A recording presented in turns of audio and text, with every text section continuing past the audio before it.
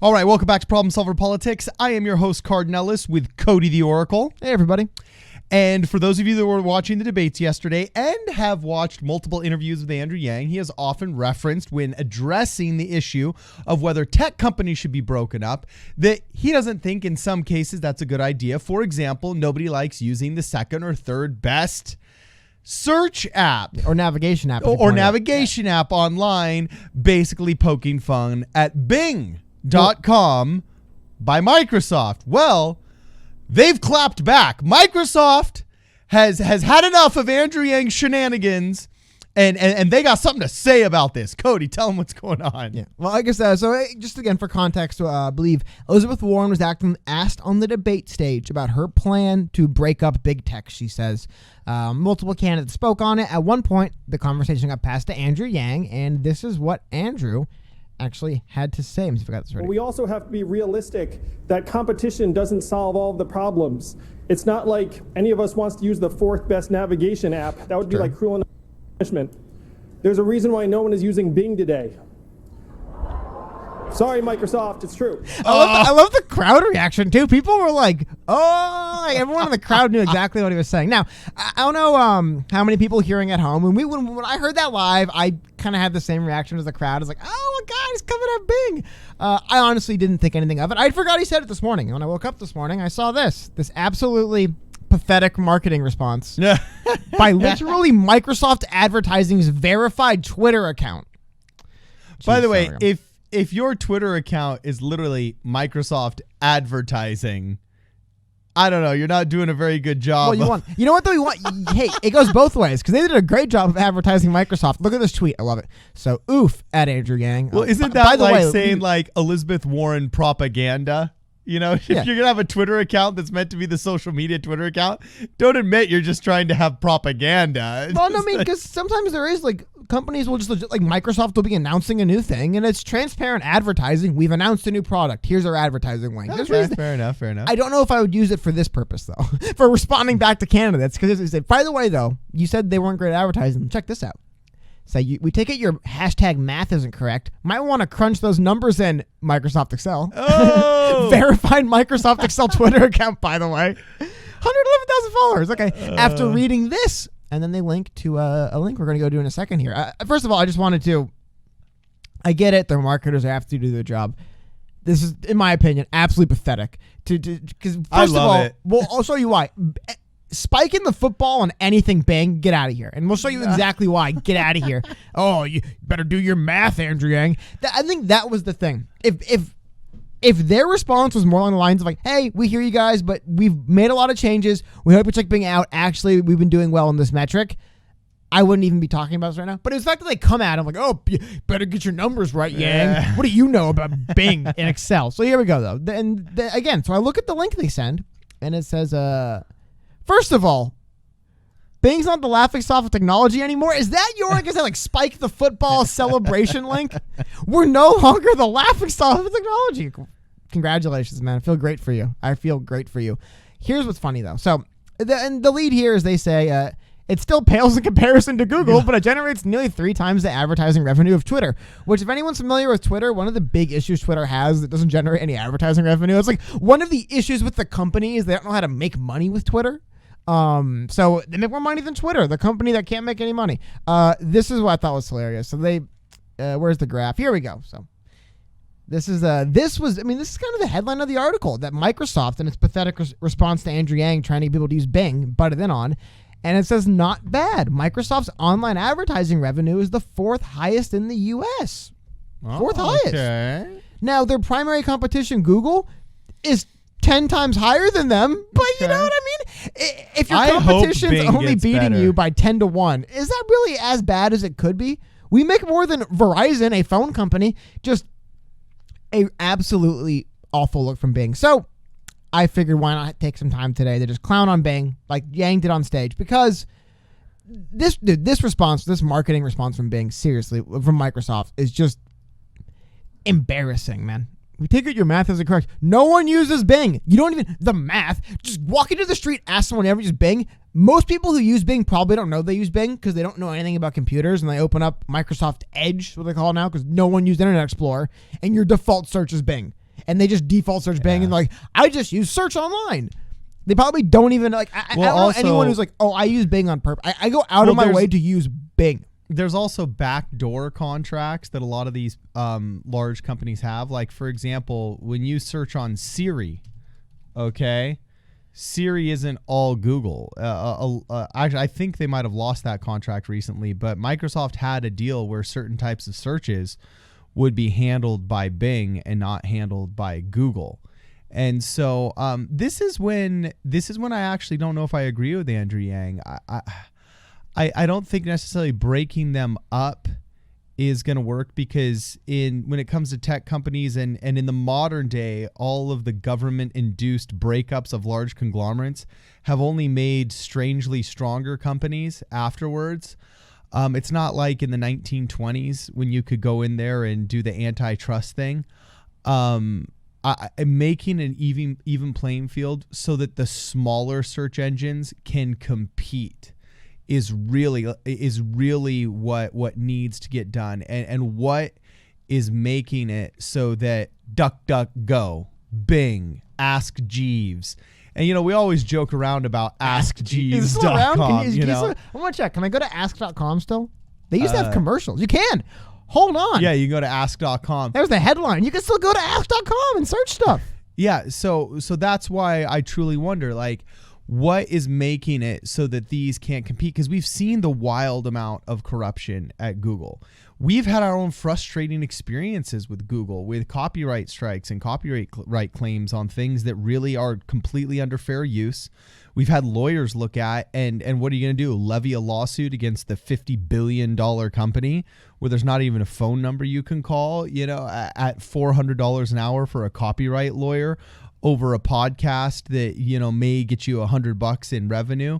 And they know this. And there's all of this abuse that goes on by people who are copyright striking you in order to try and leverage you, or else, Google not caring in preference for legacy media, trying to prop up legacy media because of truly ideological reasons. I mean, you see what Steven Crowder went through. You see David Pakman got toasted yesterday.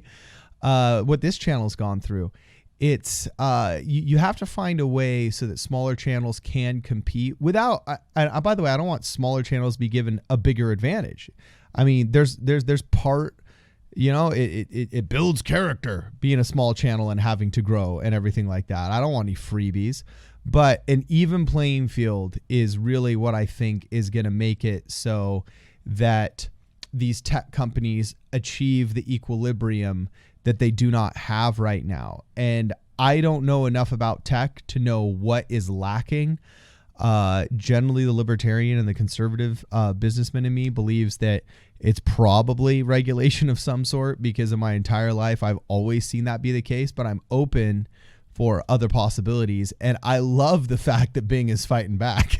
Let me tell you, I think it's funny. And I almost want to use Bing for a week just to try it out, Hey, give it a shot, man. See what happens. I'm going to show you some funny Bing stuff, but just make sure we keep this it's fun, but I want to keep the political angle up still. Andrew Yang says breaking up big tech won't solve fundamental problems of social media. And I believe one of the reasons why Andrew Yang also, he mentions here, he says, it's a 20th century solution to a 21st century problem. Yeah. It's not as simple as just breaking them. Oh, just break them up. Oh, yeah. Twitter is separate technically from Facebook and Google and... Well, Facebook is too separate from other things. You know what I mean? And they're still kind of viewed as big tech. And you could say, well, just break up the companies. What's to say if Instagram, WhatsApp, and Facebook were three separate companies, they really wouldn't just be behind the scenes working together? And Andrew Yang talks about something very interesting, which is very cool. I like Andrew Yang talking about this. Andrew Yang, forever the, what's the word? I don't say realist, but it's kind of a grounded person. He realizes cynic. The existence of WhatsApp isn't necessarily like, there's this app and it lets you post pictures and send them to your friends. Like, okay, and what's the issue? And he actually mentions what he actually talks about. So one of the fundamental problems is that our social media apps are causing higher levels of depression, anxiety among teenagers, and breaking up the apps into separate companies does nothing to change that. And this article is from June, but I believe this is still the line Andrew Yang maintains, where he basically says, the biggest problems we see with big tech, like I said, it isn't that, oh my God, there's this website called YouTube and you can upload videos to it. This is awful. It's what are these companies doing subconsciously to us, and how are we, what is our reaction and our relationship with these platforms? And I think that's what Yang tries to get people to talk about more, is like, look, it's more our relationship with these platforms are unhealthy than the fact that Instagram exists is bad. Instagram existing is neutral. But our relationship to it, that might be what's negative. And making it so Zuckerberg doesn't own Instagram anymore won't make our relationship, our societal relationship with Instagram any healthier, which I think is Andrew Yang's point. And I think one of the reasons why is, look, Bing, no one uses you. Breaking up Google, guess what? If Google web search was its own company, it would still beat Bing. It doesn't matter that Google's this massive monolithic company.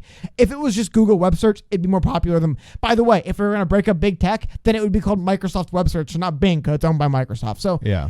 the line being that I think is his joke, and which, by the way, it did go over pretty well. I think do I have it here? Someone else tweeted out about it. There's a lot of people tweeting out about it. There's another political commentator who tweeted out and said, here we go, it's Sagar and Jedi. Oh, I believe I pronounced his name incorrectly. I apologize. But he's from The Hill. Oh, yeah. He does the show with Crystal Ball. Yeah. The Hill is basically Yang Gang. Still, though, he says, Yang, there's a reason no one is using Bing today. Sorry, Microsoft. That's true. And what's funny is that image response in the bottom basically was the response of the crowd. Everyone was like, oh! It's too bad it wasn't the MSNBC debate, you know? But, and then, like I said, so I want to make sure I get Hey, to by what the I way, told you who guys. knows everything about meme lore, where does that original Savage meme footage come from? Oh, to be frank, I'm not exactly sure the originator. I think Is it a music video? I think it's just a viral video clip. Could be wrong. I think it was a viral clip that got passed online of like a rap battle, and that was like one of the guys' rebuttals, and everyone went, "Oh, I think could be." I've seen the video. I don't remember it, but as far as I know, it's not from like a film or a TV show. It is like a viral web clip. But here we go. So here's some of the things I wanted to show you guys about getting back to this. Now, again, this is an opinion article in MSPower.com, MS Power User, which is Microsoft Power User, explaining why I'm sticking to Google over Bing. Ouch. Going through here, this is one. So first of all, this one, see if I can blow it up so you guys can see it. This one was making me laugh really hard. So if you go to Google and you type in DC character runs fast red hair, well, Google's like, oh, the Flash. He's a DC character who runs fast with red hair. Okay. If you go to Bing and type in DC character runs fast red hair, you're going to get 19 characters that make you wish you had red hair, 5 comic book characters who are faster than Superman, which will include that, and images of DC characters runs fast red hair. So it's like, okay, whatever. This was a funny one. So if you go to Google and type in Christopher Nolan film space, well, Google's like, oh, you mean Interstellar, the Christopher Nolan film about space. Yeah. If you go to Bing, I almost look at it as kind of like Google's like a native English speaker and Bing isn't. Yeah. You go to Bing and Bing's like, that's kind of oh, what Google was like 10 years ago. Yeah, it's like Bing's like, I have article, Christopher Nolan space movie 2001. It's like, what the heck? No, dude, the movie he made about space. And Google's like, yeah, Interstellar, it's a Christopher Nolan movie. And Bing's like, oh, you mean Christopher Nolan's Tenet movie story? Well, see, sometimes all the plot clues. Like, what? Why don't we talk about the space movie? I think that's what we see. Yeah, see, sometimes the intuitive nature of Google actually is a little bit frustrating, where I feel like it's trying to do its thinking for me, you know, or it's trying to assume I mean one thing, and then all the articles are showing up when I'm actually trying to search another. I might actually prefer a more rudimentary and bare bones, just keyword-driven search like Bing provides, but, you know, it does go to show and illustrate that the Google search algorithm is much more refined and much more intuitive for the 90% of those cases where you're just trying to get to the general thing that's within the bell curve that most people know and you've simply forgotten. So, yeah, it does definitely come across as a lot more refined and intuitive and generally user-friendly. You would want to be offering that to your grandmother if you had to set up her laptop over Bing, you know? And well, and also though, hold on. So this is one more. This one's a little insensitive, perhaps, but it's an example of, like I said, a search engine that speaks English and a search engine that learned English. Yeah. No offense.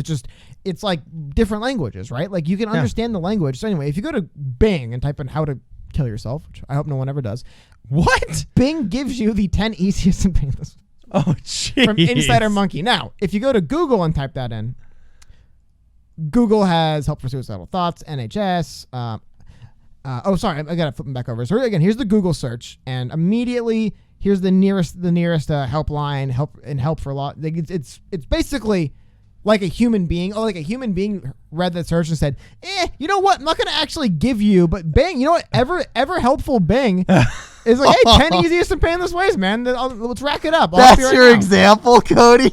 Ow. My point being, though, when Andrew Yang says there's a reason why no one uses the one Yeah, uses I see what Bing, you're saying. there's a reason why no one uses the fourth. Sometimes these companies rise to the top, not because they're these monolithic tech companies, which I know Google is, but still, my point is, Yeah. the reason why Twitter is so popular isn't because Twitter's part of this massive conglomerate that owns all these big different companies and it's a monopoly. It's just Twitter was the best at X. Twitter was the best at that kind of microblogging, so it's most popular.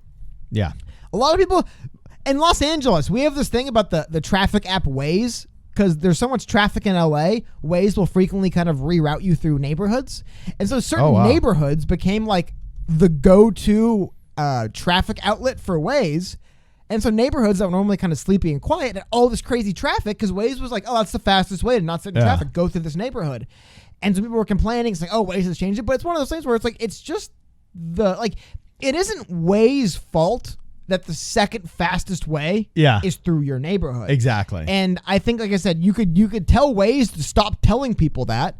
But if that's the truth, it's the truth, man. It's like there's no other way around it. And I think, again, like Andrew Yang except saying, the fact that you live in a city like Los Angeles, where everyone drives, you know, where everybody drives, and also they can't get their crap together and fix any of the roads. There is some Waze mistakes where Waze will send you like slower routes, or they'll send you like on one way or across a dirt road that they don't realize is not private. There is some, but it is funny that people be like, it's an outrage. I'm like, dude, if during rush hour the next fastest way is your street, people are going to take your street. I don't think. Yeah, but exactly. Again, I think, and I want to get back to Andrew Yang's original point here. What Andrew Yang is actually saying is it's like, look, the problem here isn't that these companies are too big. The problem with social media companies is that we have a really unhealthy relationship with those companies.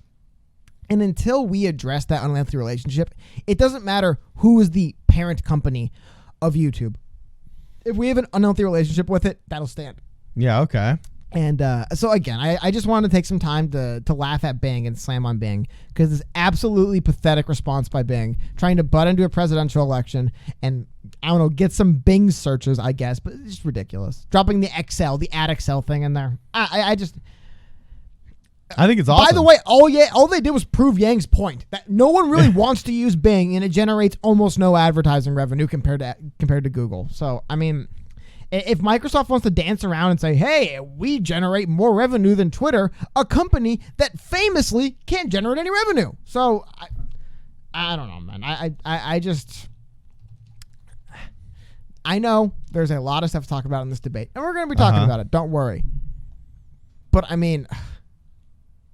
Like I said, how does Twitter make money? Oh, hold on. This was a great article. It's from 2017 from marketplace.org.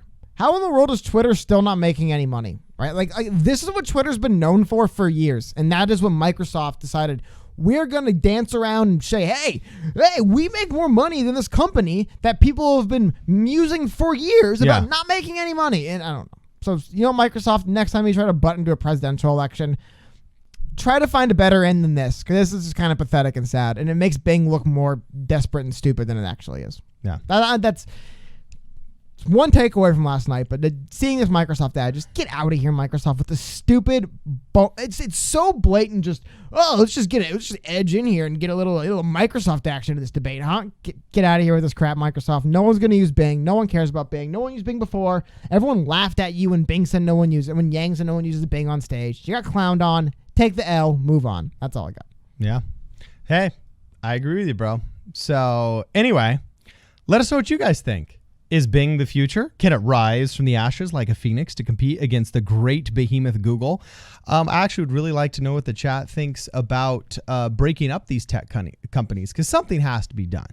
Like something has to be done. This is not what the founding fathers anticipated when they wanted a mixed economy. And it's really frustrating even for creators like us when you feel like you literally don't have recourse against this behemoth that's different than and seems just not like an American approach to something. So anyway, let us know what you guys think. If you haven't liked the video yet, please like, share, subscribe, follow us on Twitch on Tuesdays and Thursdays, and send us a voicemail if you got something you want to talk about at 1-833-PSP-RADIO. That's 1-833-PSP radio. On Thursday, we're going to be going over a ton of voicemails we've gotten, and they're all good. This is Problem Solver Politics. We'll see you guys in the next video.